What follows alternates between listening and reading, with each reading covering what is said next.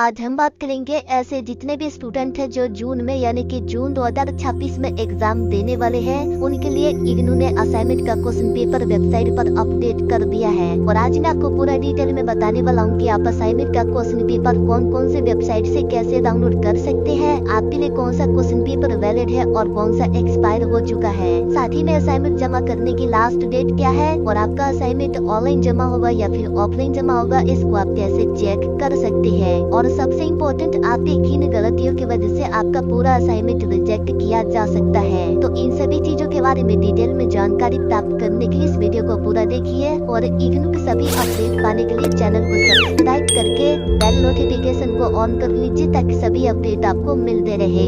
सबसे पहले इग्नू में यह होता है कि आप जितने भी सब्जेक्ट का एग्जाम देना चाहते हैं, पहले आपको उनका असाइनमेंट बना करके सबमिट करना होता है। उसके बाद ही फिर आपको एग्जाम देने का परमिशन दिया जाता है। अब बात करते हैं अपने इस वीडियो के बारे में। असाइनमेंट का क्वेश्चन पेपर आप 2 वेबसाइट से डाउनलोड कर सकते हैं। सबसे पहले इग्नू ने एक नया वेबसाइट बनाया है जो कि ये है। दोनों ही वेबसाइट का लिंक मैं नीचे दे दूंगा। ज्यादातर क्वेश्चन पेपर ये जो नया वेबसाइट है यहाँ पर आपको देखने को मिलेगा। यहाँ पर क्वेश्चन पेपर को डाउनलोड करने के लिए आपको ये करना है कि यहाँ पे एक सर्च ऑप्शन दिया गया है। आपको जिस भी सब्जेक्ट कोड का या फिर जिस भी प्रोग्राम का क्वेश्चन पेपर डाउनलोड करना है वो आप यहाँ पे सर्च कर सकते हैं। मान लीजिए कि आपको एमपीएस का डाउनलोड करना है तो एमपीएस लिखेंगे तो एमपीएस के जितने भी क्वेश्चन पेपर रहते हैं इंग्लिश मीडियम और हिंदी मीडियम का आ जाएगा। या फिर किसी भी बीए का सब्जेक्ट हो गया, जैसे कि मान लीजिए कि आपको BHIC 101 इस फॉर्मेट में आपको सर्च करना होगा। जैसे कि मैंने लिखा है BHIC-101, इस फॉर्मेट में आप सर्च करेंगे, question paper English medium Hindi medium का आ जाएगा। आपको जिस भी मीडियम का डाउनलोड करना है यहाँ पे क्लिक करेंगे, आपका क्वेश्चन पेपर डाउनलोड हो जाएगा। ध्यान रखिए, ज्यादातर क्वेश्चन पेपर आपको नई वाली वेबसाइट पर देखने को मिलेंगे।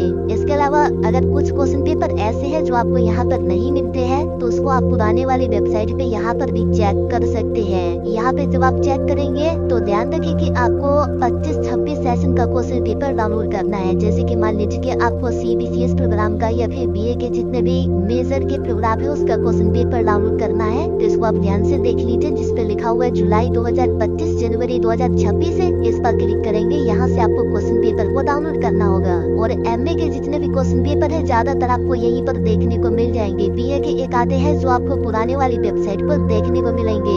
अब क्वेश्चन पेपर को आप पुराने वाली वेबसाइट से डाउनलोड कीजिए या फिर नई वाली वेबसाइट से। क्वेश्चन पेपर को देख करके आप कंफ्यूज हो सकते हैं क्योंकि यहाँ पर आपको क्वेश्चन पेपर पर अलग अलग डेट देखने को मिलेंगे, साथ ही में अलग अलग सेशन भी देखने को मिलेंगे।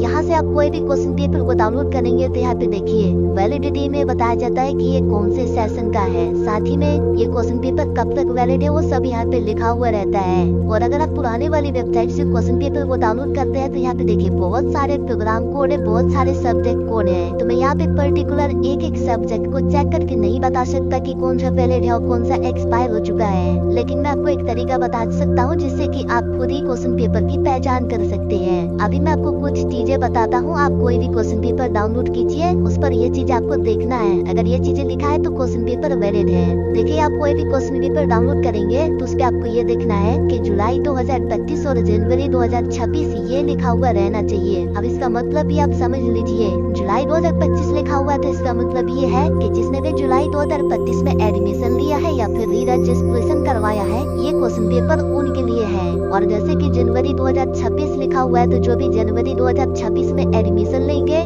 या फिर री रजिस्ट्रेशन करवाएंगे ये क्वेश्चन पेपर उनके लिए भी है। तो अभी आपको ये देखना है, अगर क्वेश्चन पेपर पर जुलाई 2025 या फिर जनवरी 2026 लिखा हुआ है तो ये जून 2026 एग्जाम के लिए वैलिड है। ध्यान रखिए, इग्नू में आपको हमेशा लेटेस्ट वाला क्वेश्चन पेपर डाउनलोड करना होता है। कुछ क्वेश्चन पेपर ऐसे भी होंगे जिस पर आपको ये भी देखने को मिलेगा जनवरी 2025 जुलाई 2025, तो आपको ये देखना है कि जुलाई 2025 लिखा हुआ है कि नहीं। जुलाई 2025 है तो ये आपके लिए वैलिड है। और कुछ क्वेश्चन पेपर ऐसे भी होंगे जिस पर वैलिडिटी लिखा होगा।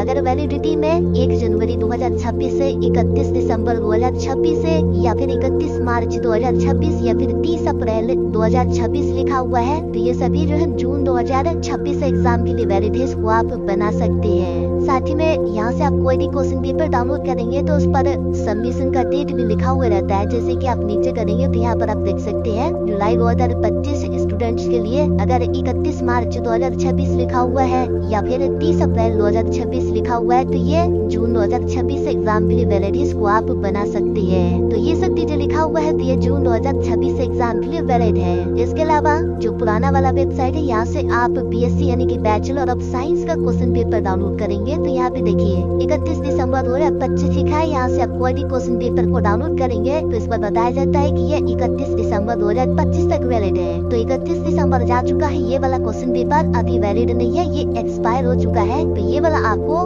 नहीं डाउनलोड करना है। एक्सपायर क्वेश्चन पेपर को आप डाउनलोड करते हैं, उससे असाइनमेंट बनाते हैं तो ऐसे में आपका असाइनमेंट रिजेक्ट हो जाएगा। जो नया क्वेश्चन पेपर है वो नए वाली वेबसाइट पर अपडेट हुआ है। यहाँ पर आपको सर्च करना होगा, जैसे कि आप सर्च कर सकते हैं BCHET। देख सकते हैं कि BSc का कुछ क्वेश्चन पेपर आ चुका है, लेकिन ज्यादातर अभी अपडेट नहीं हुए, तो उसके लिए आपको कुछ दिन वेट करना होगा। BSc का नया क्वेश्चन पेपर डाउनलोड करेंगे तो उस पर 31 दिसंबर 2026 ये आपको देखने को मिलेगा। तो ये दिसंबर एग्जाम के लिए वैलिड है। इसके अलावा मान लीजिए कि आपका कोई सेमेस्टर बेस्ड प्रोग्राम है, जैसे कि BCA, MCA, MBA या फिर MCOM, तो आप जो क्वेश्चन पेपर डाउनलोड करेंगे तो उस पर आपको ये देखना है कि जनवरी 2026 लिखा हुआ रहना चाहिए। ओनली जनवरी 2026 से, और उसके आगे आप देखेंगे जनवरी 2026 के आगे 30 अप्रैल 2026 या फिर 31 मार्च 2026 लिखा हुआ है तो ये आपके लिए वैलिड है। जैसे कि MCOM का देख सकते हैं, इस पर 25-26 लिखा हुआ है, तो आपको ये देखना है कि जनवरी 2026 लिखा है कि नहीं। जनवरी 2026 लिखा है तो ये आपके लिए वैलिड है, इसको आप बना सकते हैं। अब हम बात करते हैं कि जून 2026 एग्जाम के लिए असाइनमेंट जमा करने की लास्ट डेट क्या है। तो ऐसे जितने भी स्टूडेंट हैं जो जून में असाइनमेंट सबमिट करने वाले हैं, तो उन सभी के लिए असाइनमेंट जमा करने की लास्ट डेट है 31 मार्च 2026 से। मार्च के फर्स्ट वीक से असाइनमेंट सबमिशन स्टार्ट हो जाएगा। ऑनलाइन या फिर ऑफलाइन जो भी मेथड आपको बताया जाता है उस मोड में आपको सबमिट करना होगा। अभी सबमिशन का मोड भी मैं आपको बताऊंगा। और ध्यान देखिए, ये जो 31 मार्च लास्ट डेट है इसको आगे एक्सटेंड किया जाएगा और आपको 30 अप्रैल तक असाइनमेंट सबमिट करने का मौका दिया जाएगा। वीडियो में इतना ही। वीडियो पसंद आया है तो लाइक कीजिए, शेयर कीजिए और